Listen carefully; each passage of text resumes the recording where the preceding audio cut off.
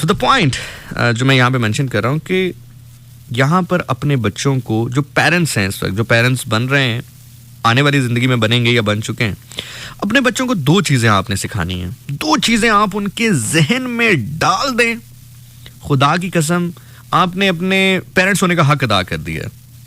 अब वो क्या है? पहली चीज़, आपने उनके अंदर ये सॉफ्टवेयर डाल देना है कि बेटा जब आप ताकत में हैं और आगे वाला कमज़ोर है और आप उसके ऊपर वार करते हो तो आप उस लम्हे हार जाओगे, और अगर आप उस पर वार नहीं करते हो, वो कमज़ोर है, आप ताकत में हो और वार नहीं करते, तो आप जीत जाओगे।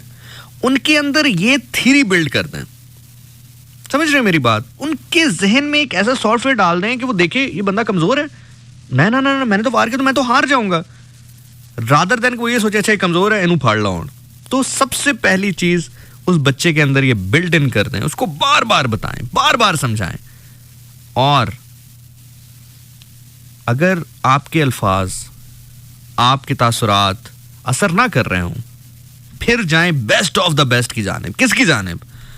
कायनात के सबसे ताकतवर और बहादुर शख्स की जानिब, इमाम अली अलैहिस्सलाम की जानिब। ठीक हो गया? जंग का मैदान है, तपा हुआ मैदान है, जिसको कोई हरा नहीं सकता, वो चैलेंज कर रहा है क्या है कोई जो मेरे मुकाबला है। इमाम अली अलैहिस्सलाम मैदान में मौजूद है। एक लम्हा आता है कि उसकी गर्दन पर तलवार ले आते हैं और वो बदबख्त उनकी जानिब थूक देता है। इमाम अली अलैहिस्सलाम अपनी तलवार हटा लेते हैं कि अब मैंने तुझे कुछ कहा तो ये तेरी और मेरी जाती जंग होगी। मैं अपनी जात के लिए तलवार नहीं उठाता, मैं खुदा के लिए तलवार उठाता हूं। ये करेज, इस करेज का 1000वां हिस्सा भी अगर आपके बच्चे के दिलो दिमाग में आ गया ना, यकीन जाने, इस करेज का अगर 1000वां हिस्सा भी आपके बच्चे के जहन में आ गया, आपका बच्चा जो है उसको रंग लग जाएगा। मूविंग फॉरवर्ड,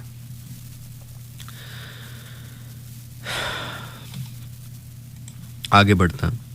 दूसरी चीज, पहली चीज जो मैंने आपको बताई, एक तो ये सॉफ्टवेयर, एक तो ये चीज अपने बच्चे के अंदर इंडल्ज करें, उसके अंदर इंजेक्ट करें, उसके अंदर डाल दें कि बेटा जब आप कमजोर हैं, जब आप ताकत में हैं और अगला कमजोर है, तो उस वक्त अगर आप वार करोगे तो बेटा चाहे आप उसको खत्म भी कर दो, वो आपसे माफी भी मांग ले, कुछ भी कर ले, बेटा आप हार जाओगे, वो जीत जाएगा।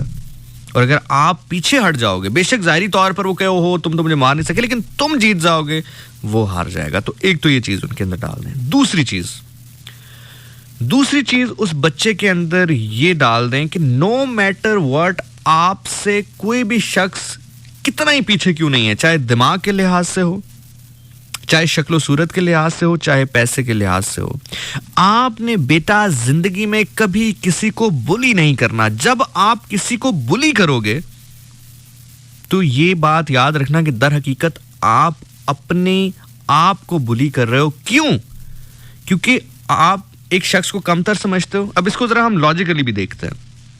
आप किसी शख्स को कमतर समझते हैं, आप समझते हैं कि आप परफेक्ट हैं, वो आपसे नीचे है, लेकिन आपको जरूरत यह पड़ रही है कि आप उसकी जानिब मुड़ें और उसको उसकी कमजोरी याद दिलाएं। इसका मतलब वो दिमागी तौर पर इतना मजबूत है कि उसको तो अपनी कमजोरी याद भी नहीं है और वो आपसे आगे जा रहा है, और आप एहसास कमतरी का शिकार होकर उसको उसकी कमजोरी याद दिला रहे हैं कि भाई तू ये कमजोर है, तू ये भूल चुका है क्या, तू इतना ताकतवर है।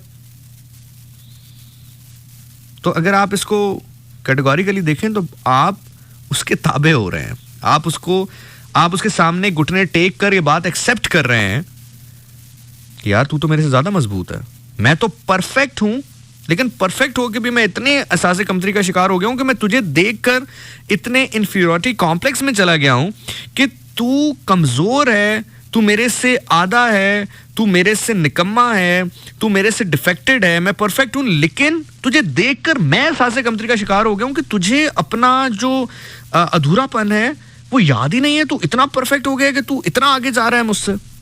जब आप ये सोच इस अंदाज और इस तरीके के साथ उस बच्चे के माइंड में डाल देंगे तो आप यकीन जानिए वो बच्चा जिंदगी में कुछ भी कर लेगा, कभी किसी को बुली नहीं करेगा। क्यों? क्योंकि जैसे ही वो किसी को बुली करने लगेगा वो कहेगा नहीं नहीं नहीं नहीं नहीं, मैंने नहीं घुटने टेकने किसी के सामने। वो और मेहनत करेगा, बल्कि अगर वो कमजोर हुआ भी तो और ताकतवर बनेगा, कभी जिंदगी में बुली नहीं करेगा किसी को। इसी तरह अगर ये चीज उसके जहन में आ गई, आपने इमाम अली अलैहिस्सलाम की बहादुरी का ये 1000वां हिस्सा भी उसके दिल और दिमाग में किसी तरह डाल दिया, डल जाता है। होने को क्या नहीं होता। वो शख्स जिसने मौला हुसैन अलैहिस्सलाम के घोड़े की लगाम को हाथ डाल के उसका रुख फेरा था, मौला अब्बास की मौजूदगी में, अल्लाह अकबर, सबसे पहले जन्नत की जमानत वो लेकर गया है। तो अगर ये हो सकता है तो दुनिया में कुछ भी हो सकता है, कुछ भी हो सकता है। कोशिश तो करें, आप कोशिश करेंगे, रंग वहां से लगेगा।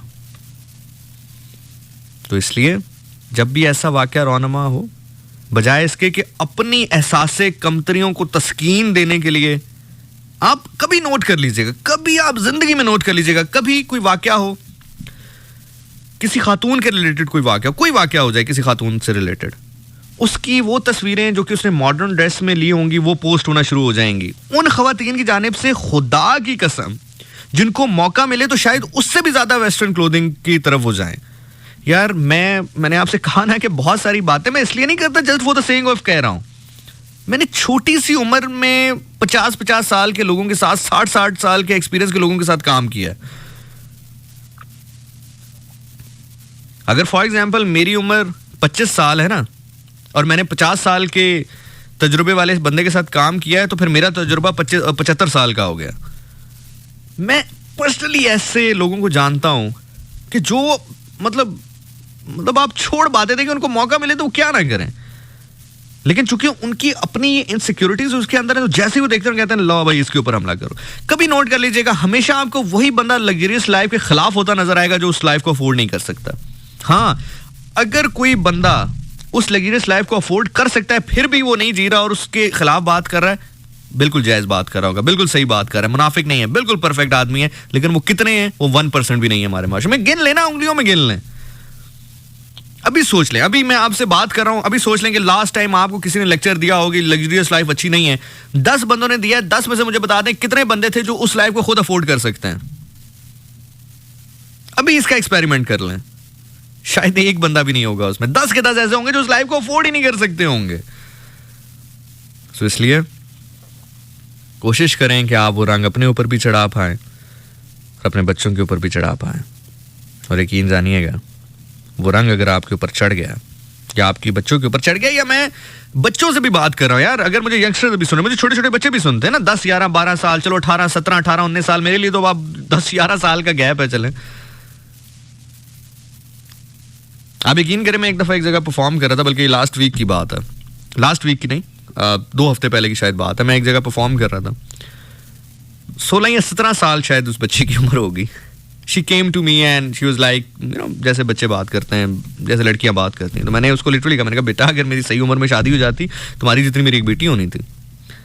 सो the point which I would like to make over is, जितने भी बच्चे सुन रहे हैं, यंगस्टर्स सुन रहे हैं मुझे, देखो बेटा कोशिश करो ये रंग अपने ऊपर चढ़ा लो। तुम ताकत में हो, अगला कमजोर है, पीछे हट जाओ, इमाम अली अलैहिस्सलाम की सुन्नत को अपने अंदर जिंदा कर लो। फिर देखो बहादुरी के कितने रास्ते तुम पर आश्कार होते जाएंगे, कितनी मंजिलें तुम तय करते जाओगे, किस मयार पर पहुंच जाओगे तुम, किस मयार पर पहुंच जाओगे। ये रंग अपने ऊपर चढ़ा लो, ये रंग अपने ऊपर चढ़ा लो।